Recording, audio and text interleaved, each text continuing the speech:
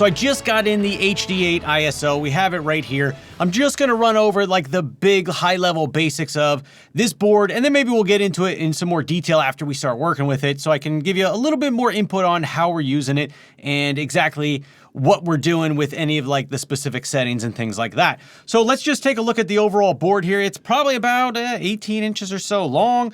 It has a nice little, front piece here with the screen on it, which is really nice.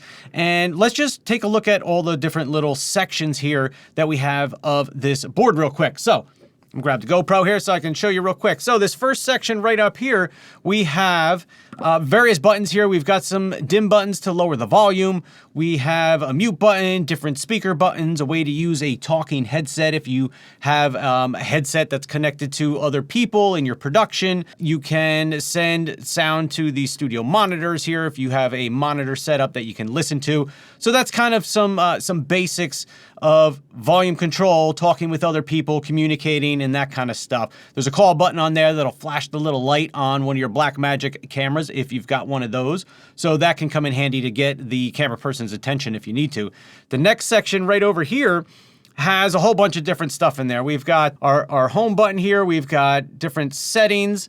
We have ways to scroll through our screen here. So if I just hit this button here, if I hit settings first, and then I hit these little buttons here, I can scroll through the different menus on our screen. We can go through all of our different settings, use different, frame rates. We can do any 1080, 60, 30. We can change it to whatever we want it to be. You can do different types of transitions right up in here.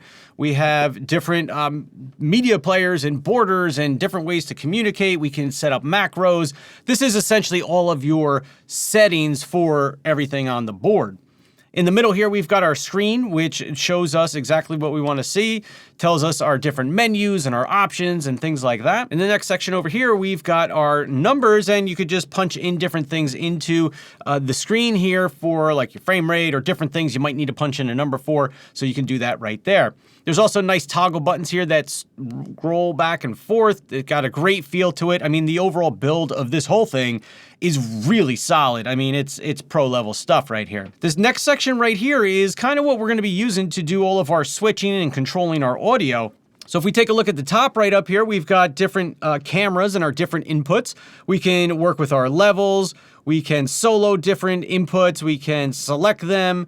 We can also come over here and we've got different buttons where we can use our levels. We can use pan controls, EQ controls, expander controls, compressor controls, limiters, gates, and then camera controls. If you're using BlackMagic design cameras, you can come in here and select the different camera options that you might want to adjust, like your color, your zoom, your iris, your gain, all that kind of stuff. So you've got a lot of options there. If you're using BlackMagic cameras, if you're just using other cameras or PTZs like we are, those aren't going to do anything for you. But if you've got the whole BlackMagic setup, those are going to do a great job for you. Plus, you've got all of your audio controls right over there, which work out really well. The next section right down in here is where we're going to be doing all of our switching. So if we take a look at the different rows here, so this top row will be our macros and some other options there. If I hit our macro button, we can set up recordings or macros for this board to play back for us.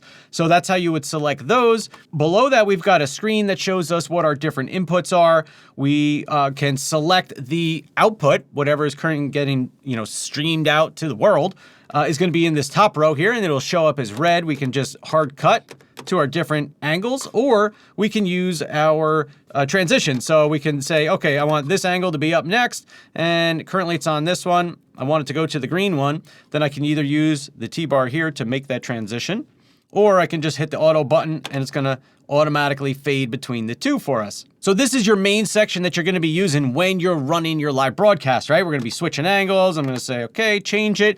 And like I said, you can use the T-bar if you want, or you can use the auto button. There's also a cut button here that's just a hard cut from, one camera to the next. If you just want a hard cut, you could do that too. If you want to have access to more channels, you can hit the shift button that's right here. And when you hit that shift button, you're gonna get different options coming up on the screen here. So I've got black, color bars, different colors colors. I got super source, media player, keys. You can just set up a whole bunch of different kinds of custom things on this board. The next section right up here is our aux section buttons. So we can set up different auxes, different auxiliary inputs and outputs.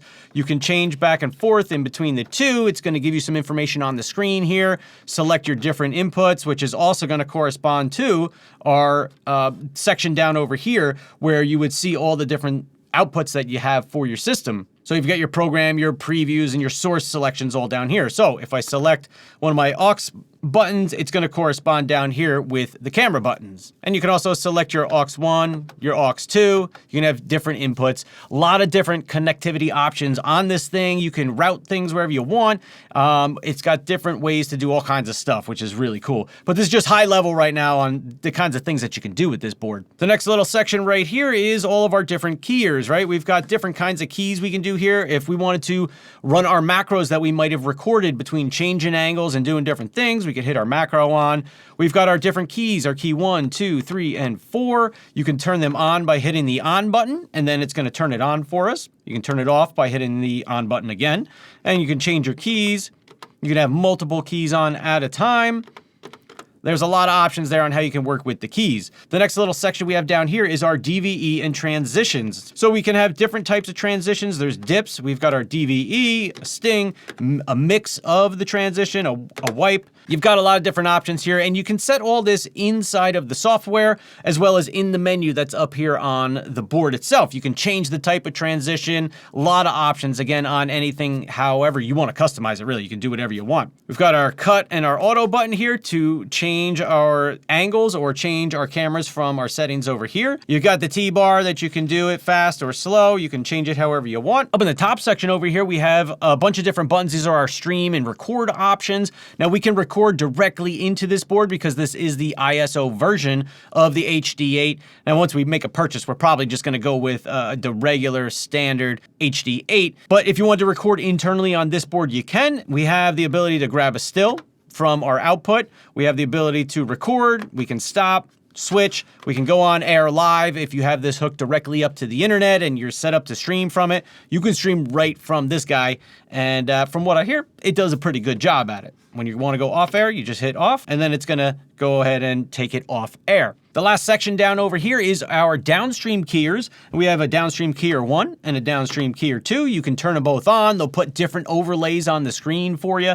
In our case, we're going to be using it for some words to a song. So that's going to be one of our downstream keyers. And I'll show you that more once we get it all set up. And finally, we have our fade to black button over here. It'll just fade the entire stream to black. And then if you hit it again, it'll fade it back up. So when you want to end your stream, if you want to do a fade to black, you could do that. So that's a quick overview of what's going on here. There's a lot more here that I don't know that I'm going to dig into a little bit more as we get this guy set up and start working with it. I want to record on it, see how it works. I want to take the recording from here, which will record all of our source inputs.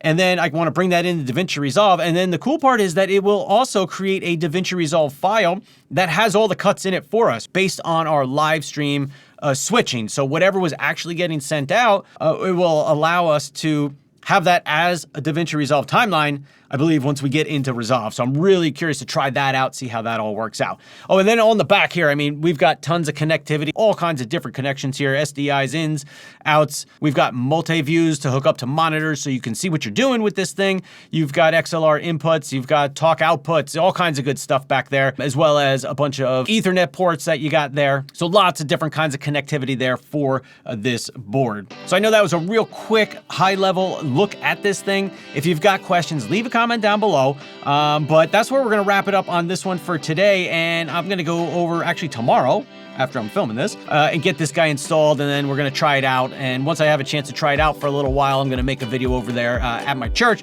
just talking about how it's working out and kind of maybe some different things we can set up, and just want to see what kind of cool features we can use that come as part of this HD8 ISO model. So this thing is great. Thanks so much, BlackMagic, for sending it out, letting us give it a try. And we're going to be making a purchase here, you know, in a few weeks, but it's nice to give this one a try and see how it all works out before we go ahead and make that purchase.